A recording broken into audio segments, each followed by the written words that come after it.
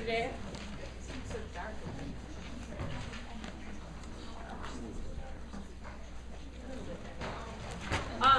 So let's go over analysis, and then we'll talk about what we're going to do today. So this week in lab, we're going to do experiment 17, part B. So you made your clean product last week. This week, we're going to clean it up with column chromatography. Okay. You'll have your, sorry, quiz number 2, not 3. We just only did 1. Quiz number 2 this week, over NMR. So it'll be over experiment 17, but there will be some bit of emphasis of NMR. We've spent a little bit of time last week. We'll spend some more time this week on NMR, and you've spent a lot of time in lecture on NMR. So there's going to be a tie to NMR for the quiz this week. Both experiment 18 and 16 and 18 are due, so make sure you have those guys ready to hand in when you come to lab this week. Next week, we're going to start a 3-week experiment, experiment 20. So you need to, and we're going to do part A next week, you need to get your technician number from your lab prof this week. And I'll explain to you in lab lecture what that means next week, but you just need to get the number from your lab prof, because you need to know what you're going to be pre-labbing and what part of the experiment you're going to be doing. So it's another experiment where we kind of divvy up into parts, and you need to know what your part is. 2 weeks from this week, experiment 17 report is due. So after we finish experiment 17 in lab this week, you're going to make NMR samples, and we'll run those for you right away. So make sure you go through the analysis sooner versus later. And at the end of the lab lecture today, I'm going to spend some time on it. Also, make sure you bring calculators, not cell phones as calculators, but actual calculators to lab each week. You need a calculator in lab, so make sure you have it. Okay, so we're going to talk about column chromatography, and then how that applies to experiment 17, because that's what you'll basically be doing in lab this week. And then whatever time we have left, I'll talk about the NMR analysis for 17, because it's a pretty tricky analysis, okay? So column chromatography, we've talked about mini chromatographies now, is also known as elution chromatography as well.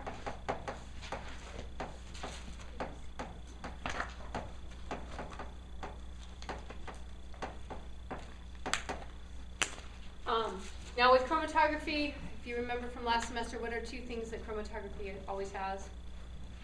Mobile phase and stationary phase. So our stationary phase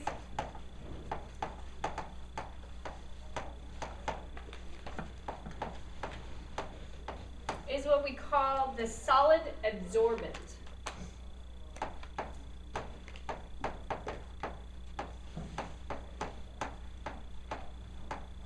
And with column chromatography, it's usually either silica or alumina. So what else used silica that we've? TLC? TLC. So we're very closely related, okay? TLC and column chromatography are very closely related. And so then our mobile phase, just like TLC, is our solvent, or what we call, another name for it, is our eluent, okay? So TLC, what was the separation based off of with TLC? Polarity. Polarity. Same thing here, okay? Separation is based on polarity.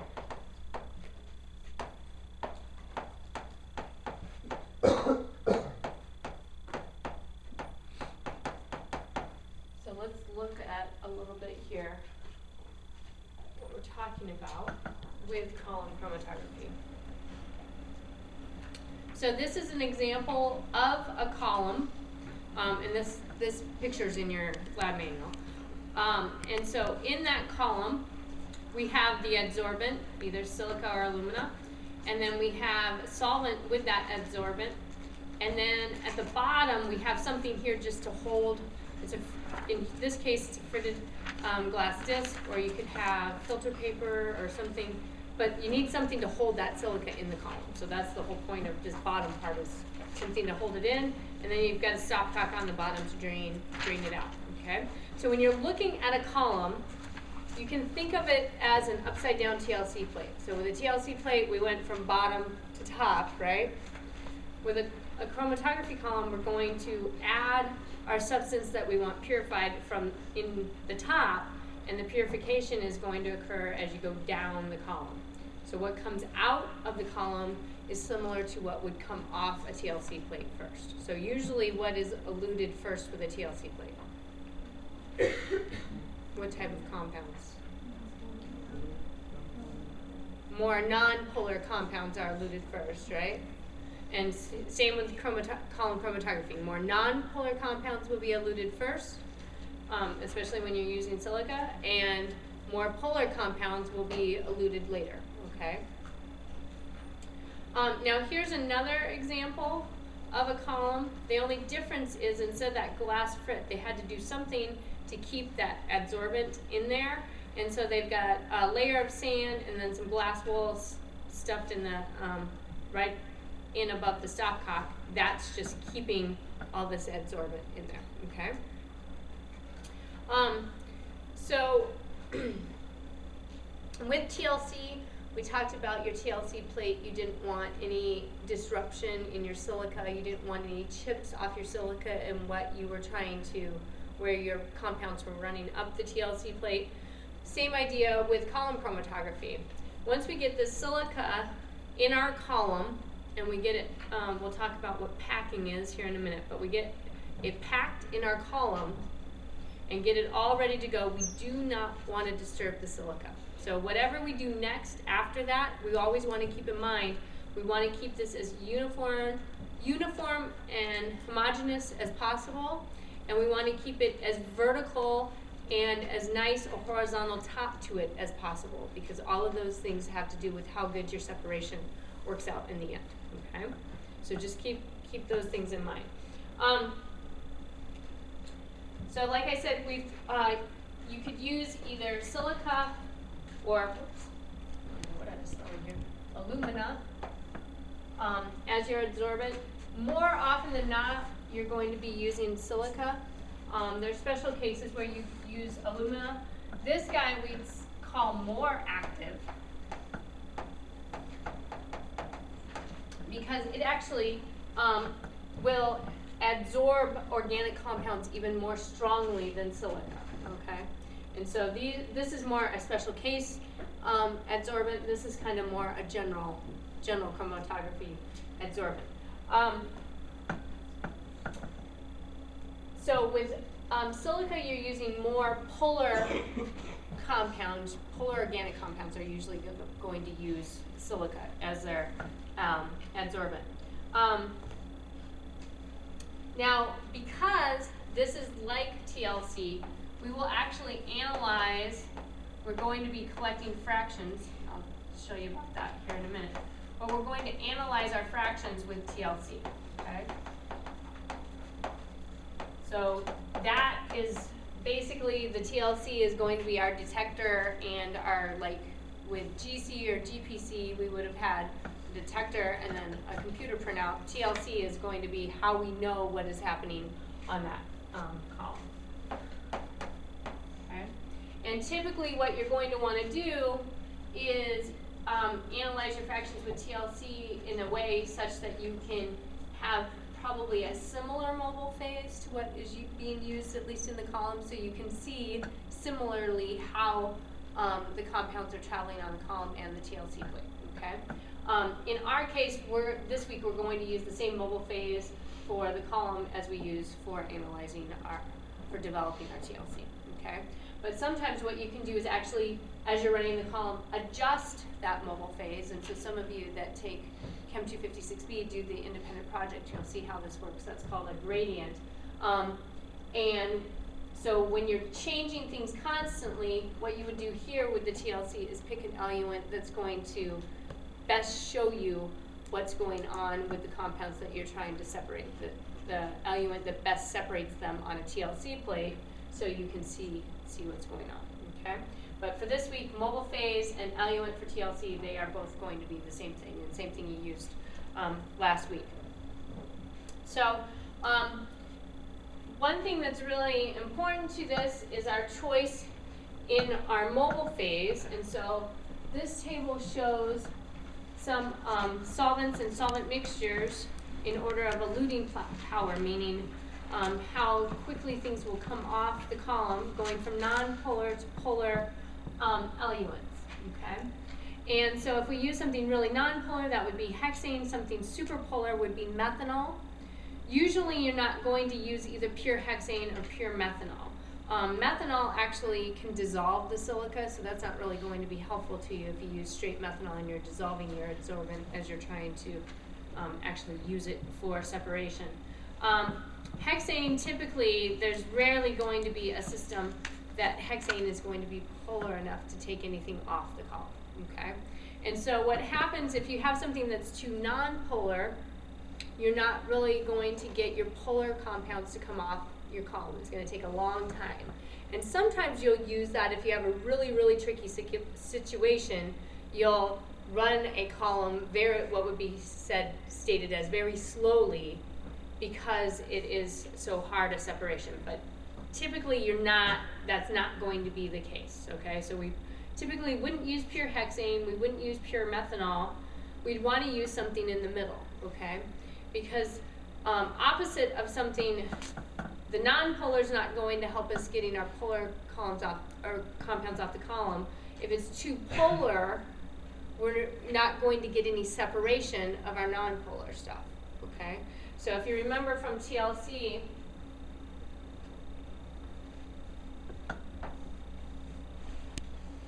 if we've got something, spot down here, and we use a really non-polar eluent, what type of RF value are we looking at? Really low, right? And so if we have things that are really polar, they're really going to hang out down here. We're never going to get them off the column really easily, okay? If you have something, if you use a really polar eluent, so what does that tell you about RF values? It's really polar. They're going to be larger, right? Closer to 1. Then what will happen is you'll maybe get, your polar stuff will start coming off, but your really non-polar stuff, say there's like 3 spots right here. Well, because it's such a polar eluent, those 3 spots merge into 1 spot, and you don't get any separation of your really non-polar stuff, okay? So it's important, what we do then is we have a mixture of polar and non-polar, get somewhere in the middle as far as eluents. And so a really good mixture to try is always hexane ethyl acetate.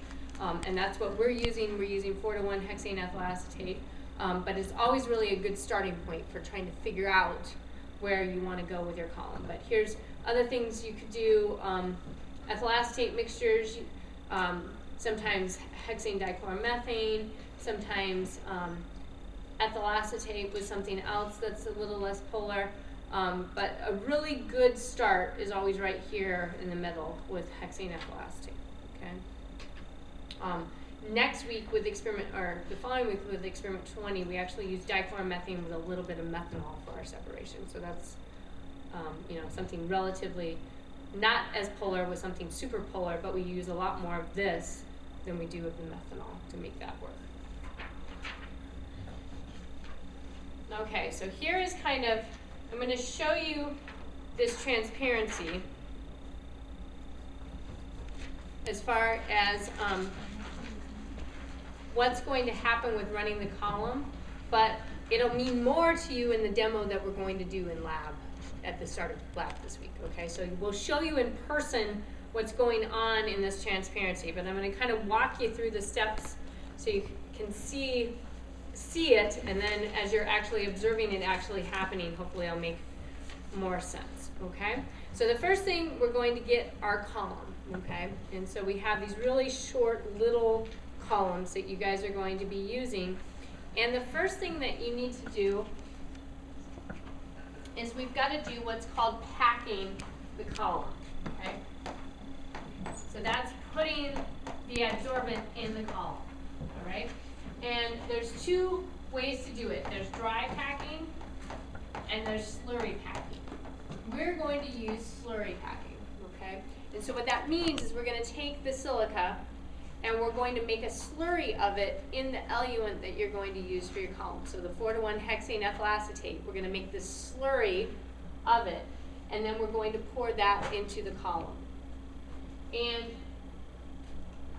in a lot of cases, this is kind of an easier way to pack a column because we want to keep everything uniform and homogeneous in the column, and we want to keep air bubbles out as much as possible, okay? And so if you already make the slurry, it's easier to get the air bubbles out a lot of times than if you were to dry pack it, you would pour dry silica in the column and then put eluent through it and push enough eluent through it that you finally get that slurry without any air bubbles in it, okay? So we're kind of jumping ahead by using slurry packing. So we're going to use slurry packing, and so that's what this first step is.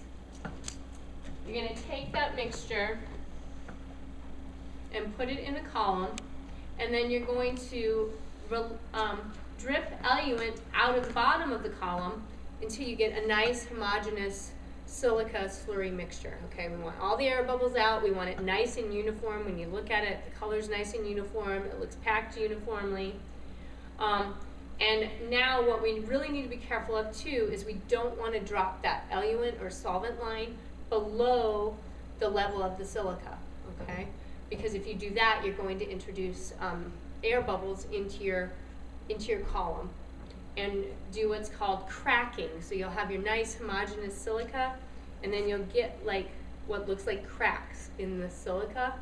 That's going to disturb your silica and cause it not to give as good a separation, okay?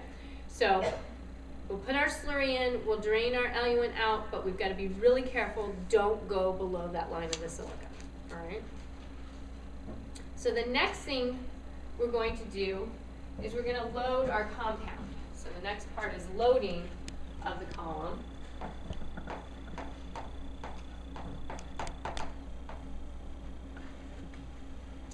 And so we're going to take a minimal, so you guys all have your product in a round bottom flask, right?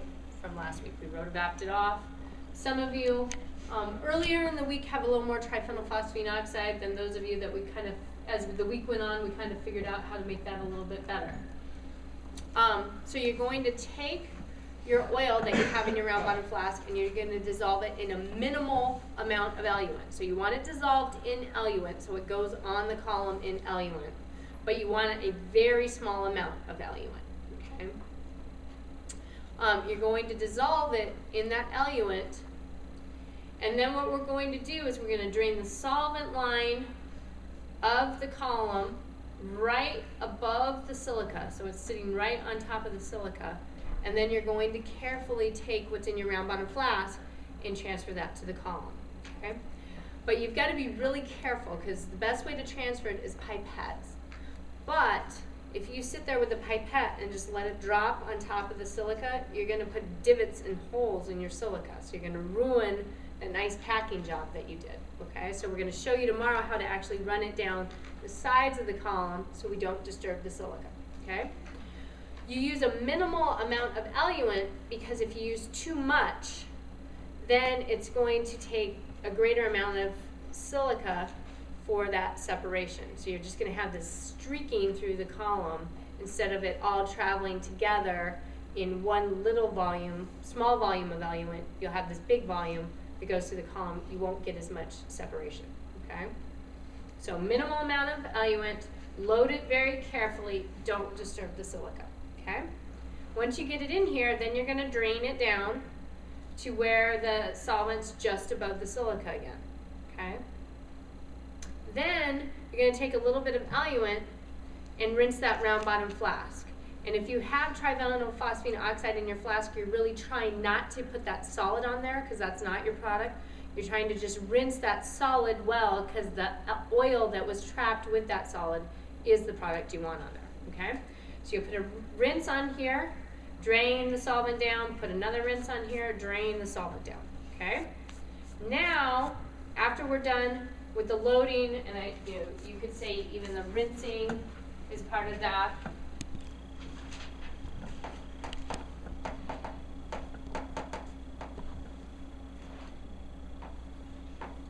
Now we're ready to fill with eluent, fill the column with eluent. And collect fractions, okay? Now, if you were running a larger column, there would probably be one more step, but we don't have the room with our column, okay? So with bigger columns, what we try to do once we have our compound on here all loaded, we definitely don't want the silica disturbed at that point, okay? You've got silica nicely packed, you've got your compound that you're trying to purify on the column. You don't want anything messing up the column at this point. What we would do is put a little bit of a layer of sand on top here, but we don't have room for that, so we're not putting anything on top of the silica. So we've got to be careful every time we add eluent to this column, because it could, again, we're doing this with a pipette, it could potentially put divots in the silica. So just like the loading, you're going to put that eluent on and fill that column really carefully with a pipette going around the rims of the column, rim of the column, okay? And your lab manual also makes this suggestion that you could put your separatory funnel and clamp it just above your column and adjust your stopper such that you get a drip rate out of the separatory funnel that's the same as the drip rate out of your column as you're collecting fractions. If you want to try and do that, that's fine. Some people are really successful with that technique. Sometimes it's hard, your particular subfunnel is hard to make drip at the same rate as your particular column that you're using. So this is kind of an optional if you want to try it, okay? Typically you also end up using more solvent than you really need to collect your fractions, all right?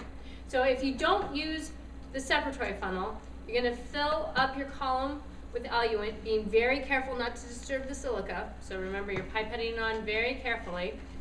And then you're going to just start draining out the bottom, collecting fractions, okay? And so this is, part of the separation is going through the column, but the other part is we don't want it to go through the column and then drain it all into the same container again, because we've done nothing to do any separation, right? Like if you put it all in, drain it all out the same way, you may have separated it, but if you didn't separate the container, you haven't separated any compound, okay? So that's where the fractions come in. So our fractions, we're going to collect those in the 7 ml vials we have in lab. So those extra 7 ml vials are small vials that are on the shelves. In the lab, you're going to use those for the collection. And you want probably about 10 to 12 of them clean and dry before you start your column. And you're going to want to fill them probably about half full or so. Definitely, I try and stick to this, definitely no more than 2/3 full, okay? But I'd aim for the half.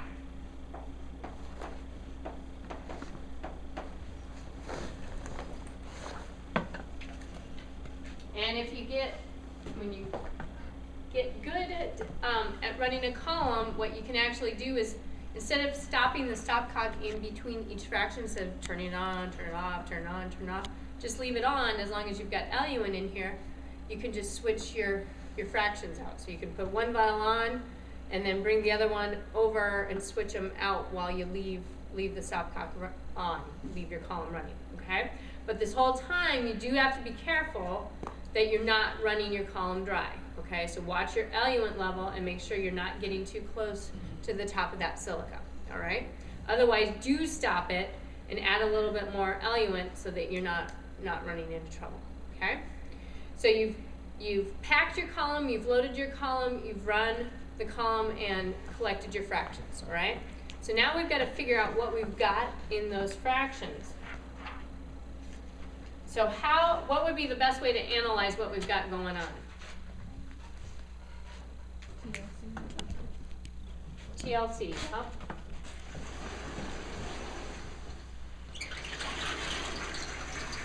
So what we want to do, like we could just develop all those TLCs, okay? So we would spot each fraction as one spot on a TLC plate, and all 12 of those fractions, so you say, you know, with the standards, you're still going to use the standards that you used last week, so have one standard on each side. You know, you maybe fit like 3, 4, maybe fractions on a TLC plate. So you could run all of the fractions, develop all the fractions, see what you've got. A shortcut to that is take a TLC plate and make a grid on it, okay? So you're going to draw in pencil this grid, okay? And then what you'll do is spot, keep track of which fraction is which. So on your vials, write Sharpie numbers on it, and then in your grid here, keep track of what number is what. Spot each fraction in a separate spot of the grid, okay?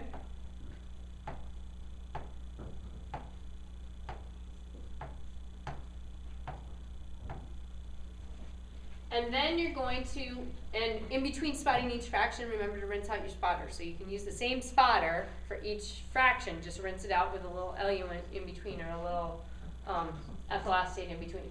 Then you're going to take that grid, look under the UV light, and you're going to figure out which compounds are UV active, or which fractions have UV active compound in it. Now, what does that tell you? If you're looking at what's UV active. So does it mean it necessarily has product in it? It may or may not, right? But the fractions that don't have UV active product or UV active compound in it, are they going to have product in it? No, because your product is UV active, okay? So you're looking to see which fractions contain something that is UV active. It may be product, it may be an impurity. But at least then you rule out the ones that don't have anything UV active, okay? So you're going to look for UV active. So that means they glow under the UV light.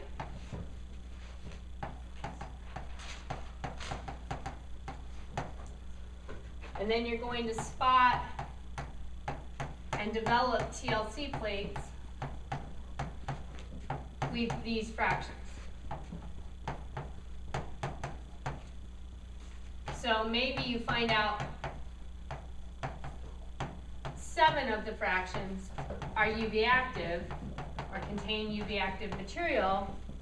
Well, then you probably have ruled out at least having to run one TLC plate by doing that, okay? So it saves you a little bit of time to do the grid instead of developing a TLC plate that contains, that will eventually contain all your fractions, okay? So does everybody understand that?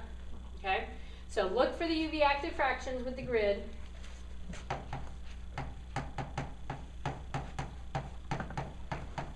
And then spot on a TLC plate with the standards, and then develop that TLC plate with the fractions that are UV active. And again, you probably won't get all the fractions on one plate. You'll have to divide them up probably between a couple plates, all right? So you don't get things too crammed in there. So then, once you develop them, then you're going to see what has product, because you're going to use the product standard, and what doesn't, and then you have to decide what fractions to keep, okay?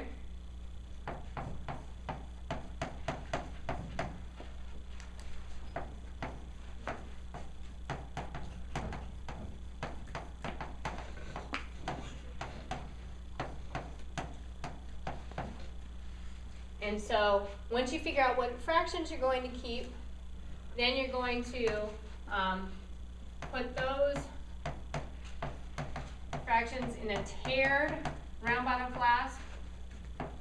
So you want to know the weight. In the end, you're not going to have very much product. You don't want to have to be transferring it from container to container to container, because you do need your yield. So in a tiered round bottom flask, and when you fill a round bottom flask to put on a rotovap, how full can it be? Does anyone remember to Did anyone get coached in this last week? You don't want to fill it more than half full when you're putting on a rotovap because it's much more likely to bump, okay? So when you're picking out what round bottom you're going to use, make sure it's not going to be more than half full, all right? So then you're going to rotovap.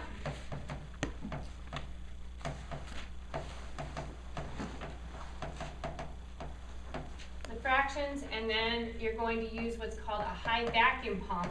So that pulls, the rotovap gets most of the solvent off. The high vacuum pump is even more powerful vacuum than what's on the rotovap. It'll get the residual solvent off.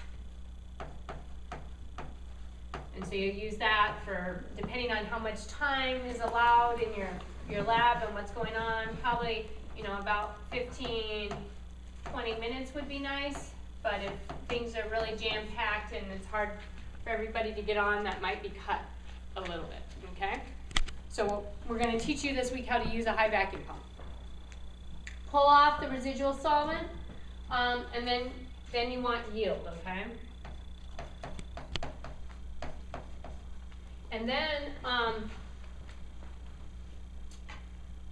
with all this, then we're going to prepare an NMR sample.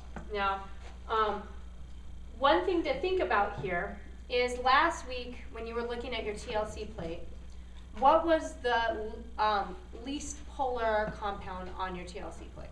What had the greatest RF value? Product? The product. So when you are looking at the spots and developing your TLC plate, once you have the product off your column, what do? You're done, right? So we don't need to collect all the other impurities. We don't really care about the other impurities. So when you're looking at your TLC plates, once all the product is off, then you're definitely done running your column, okay? And probably even with all the product off, you're going to still need to make some decision as to which fractions you'll keep, okay? So you want the purest fractions possible. You don't want a lot of impurities in there. So what you may have to decide, you know, if you've got a TLC plate,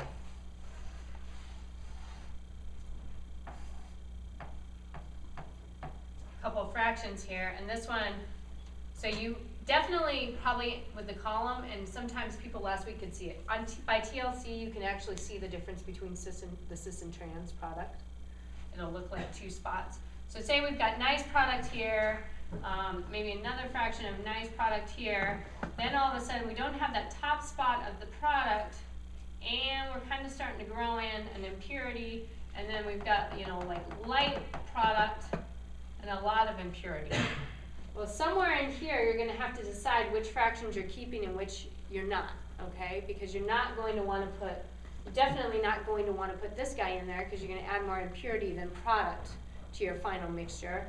And you're, you know, it's going to be iffy here whether you want to keep that fraction or not, okay? So besides just getting, stopping the column once you have all the product off, once you do it, definitely have all the product off, you're going to have to make a decision which of your fractions you're going to keep, okay, based on how pure they are. So ideally, you want the purest fractions. That's going to make your life a lot easier as far as the NMR assignment is concerned. And that's what you're trying to do here is purify the product, all right? Everyone good here? Okay. So last, we've got yield up there, and then you're going to make an NMR sample. Everyone's going to have a liquid, okay? So you're going to just do one drop in the NMR tube, and then fill the 5 centimeters with the CDCl3. Everyone probably needs to take care of cleaning up their NMR tubes if you didn't do it last week, okay? And so when you clean out experiment 18's material, make sure it all goes into the organic waste. Rinse your NMR tube really well with acetone, and then you're going to put it upside down in a container in the oven for about an hour. Okay, so we always dry NMR tubes for at least an hour before you prep the sample. So you're going to probably want to, at the start of the lab period, take care of your NMR tube, so by the time you want to actually put something in it, it's ready to go. All right? And so you'll have yield, you'll have all the information about running your column, you're going to discuss that in your report, and then you're going to prepare the NMR sample, and then we'll talk about here in a second what's involved there. Okay? So questions so far? Okay. What I'm going to try and do, let's see. See if this guy will. If this guy will turn on, then we're okay. Otherwise, I'm going to have you kind of reference a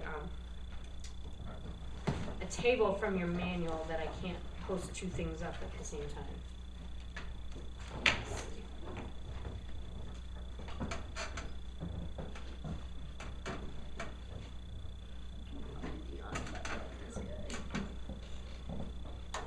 Oh, sure enough.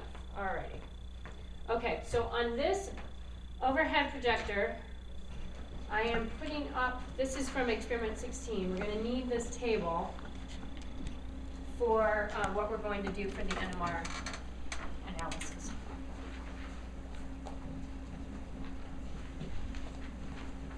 I think this overhead's made of like lead bricks. Holy cow. The heaviest overhead I've ever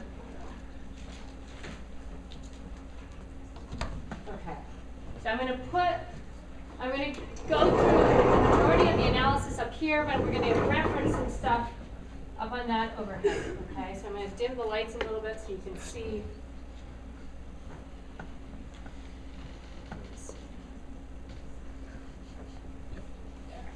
I want you falling asleep on me, but I want you to be able to see things, okay?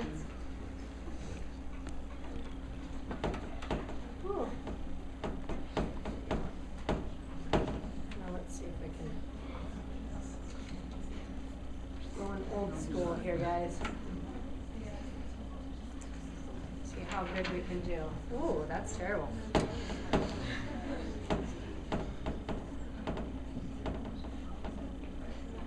Alrighty, can you guys see that?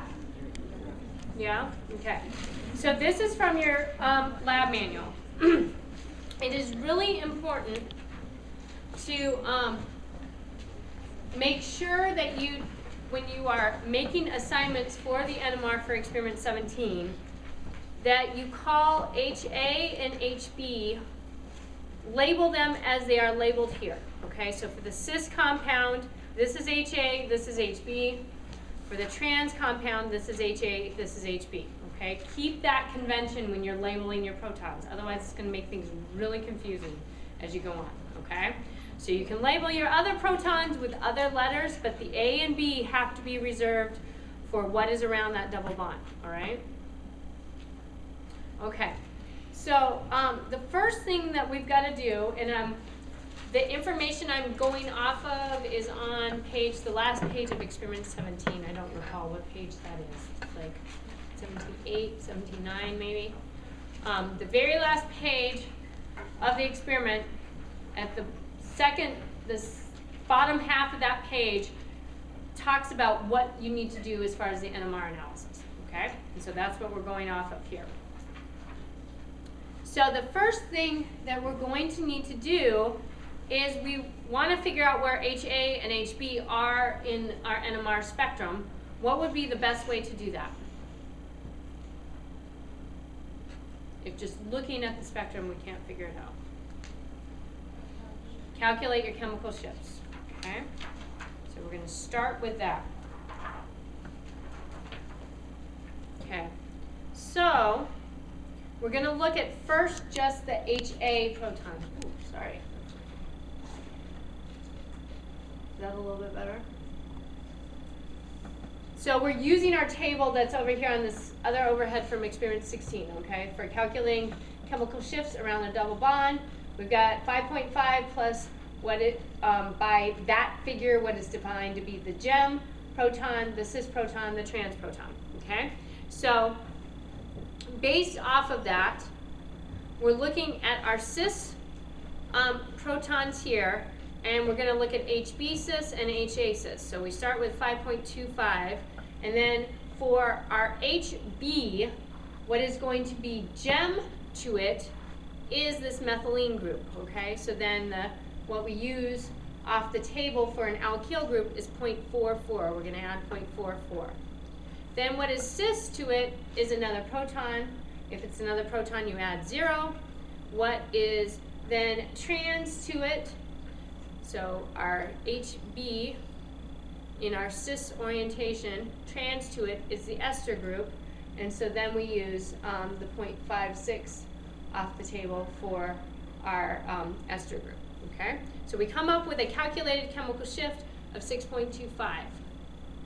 We go through the same process again for HA cis. We come up with a chemical shift of 5.8. Okay, so just because of what is gem, cis, and trans is different for HA than HB, the chemical shift that you calculate is different, all right? So then we're going to go through same thing now for our trans compound, okay? So HB trans, what is gem to it is again the methylene group. We add 0.44. What is then cis to it, in this case, is now the ester group. So if we add that ester group, it's 1.15, and then trans to it is the other proton, so that's 0. So we come up with 6.84 for HB trans, okay? So HB cis was 6.25, HB trans was 6.84. HA trans, go through the calculation again, we come up with 5.84, okay? So that's something key to look at. Here we've got a little bit of difference for our HBs, but our HAs almost spot on with the calculation. I mean, you really can't tell the difference just based on calculation, okay? So now we've got our calculated chemical shift, so that we'll use that to help us with the B's, but it's not going to help us with the A's, so we've got to use something different. So, it's windy over here. We need like, or move everything over. So now what we've got to do is look at, so kind of cover things up here. Something else we can look at besides chemical shift, we can also look at splitting and coupling constants to help us make the assignments, okay? So here's our HA cis. It's going to be split by HB. If we use, now that we're done with chemical shift, if we use this guy, we can remind ourselves of the approximate coupling constants based on what's around the alkenes. Okay, and so when we are cis, we've got about an 8 to 12 hertz coupling. And then for HA cis, we're not going to have anything here causing any splitting or coupling, but over on this side, which is the allylic position, we will have coupling from the first methylene group, okay? And there's 2 protons there. So remember from last week, we've got cis coupling, and then for each proton, we go 1 proton, split once, split twice, okay? So now we have a doublet of triplets, which makes sense, right? Because we were split because of the cis coupling, but also N+1 rule in looking at these triplets, that was a splitting due to a methylene. N+1 would give us 3. So does everybody see where that came from? Okay. And when you're drawing these splitting trees, you're always going to start with the greatest coupling on top, work your way down to the smallest coupling constants. Okay. So now HA trans. So we looked at HA cis. HA trans. We're going to have trans coupling from HB. And then we're still going to have a allylic coupling from the methylene, okay? So now we've got 12 to 18 hertz here, and again 0 to 3 hertz here. So, and it's split twice because of the 2 methylene protons. So we've got doublet of triplets again. but the coupling constant here is greater than the coupling constant there. Okay? So with HA, we can't really tell the difference with chemical shift, but we can use our coupling constants, right? Because we've got a difference here in that initial coupling constant. So now let's look at our HB cis. So HB cis, we got 8 to 12 hertz coupling with the HA, and then HB is in the vicinal position, so that's 6 to 8 hertz coupling. But again, the methylene splits it twice, once, twice. We still have this doublet of triplets, but the triplets are kind of closer together. Okay, does everybody see that? So it's different than allylic, where these are smaller coupling constants. This is going to be a greater coupling constant here. And then HB trans, 12 to 18 hertz coupling from HA, and again, vicinal coupling from the methylene. Okay? So everybody good with those splitting trees? Yeah? Okay. So now, we've got coupling constants, we've got splitting trees. So with HA, how are we going to tell the difference? Coupling constants, right? HB, how would you tell the difference between cis and trans? Chemical shift and coupling constants. You've got 2 on your side for HB and only 1 for HA, okay? So now what we've got to do, we've looked at our splitting trees, we've looked at our chemical shift. So that was just our predicted splitting trees, okay? That wasn't the actual thing. Now what you're going to do is take your NMR spectrum, okay? And now we need to find our peaks, okay? So we're gonna, we'll end up with this NMR spectrum with all sorts of peaks in it, okay? See why we don't want any extras from impurities?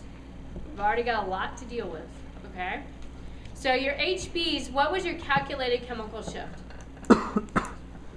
6.2-ish and 6.8-ish, right? So it's going to kind of, based on that, it's probably this guy and this guy.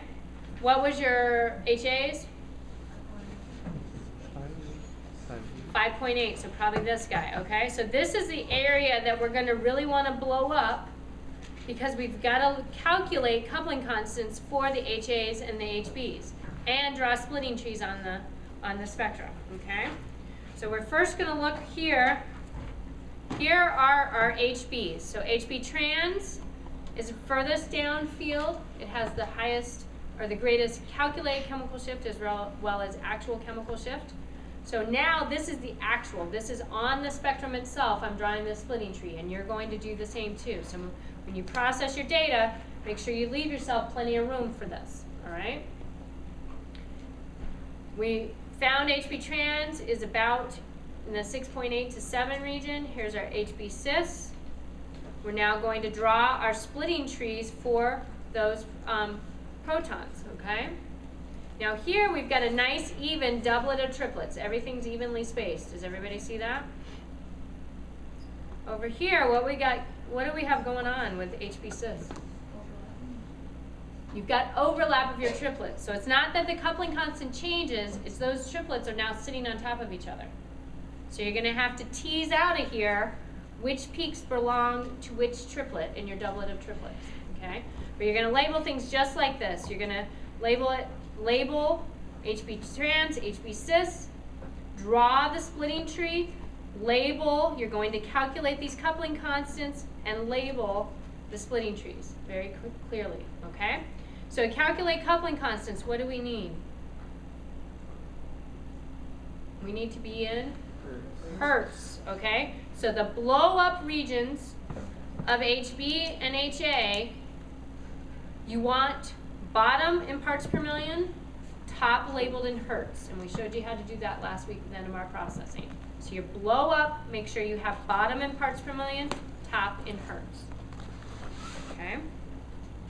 So now let's quickly look at HAs. Here's our HAs, same thing going on, we're around the 5.8. We can tell the difference because of the coupling. 15.7 hertz here, 11.5 hertz here. So that's why we've got trans here, cis here. You're gonna draw the splitting trees and calculate your coupling constants and show them on your spectrum. All right, just like this, show signal goes down the middle. So remember the actual chemical shift of the signal is right down the middle for both HB and HA, and then you show your coupling constants. Okay, everybody good with that? All right, now something else you're going to want to do is you need to calculate your cis to trans ratio of your final purified product. So the best way to do that, so here's our HAs over here. We don't have the greatest resolution between HA and HB, right? So we may not be able to get a good ratio. But if you do good integration between HB trans and HB cis, you can get a good ratio of how much trans to cis you have, all right? So integrate these independently so you can get that ratio.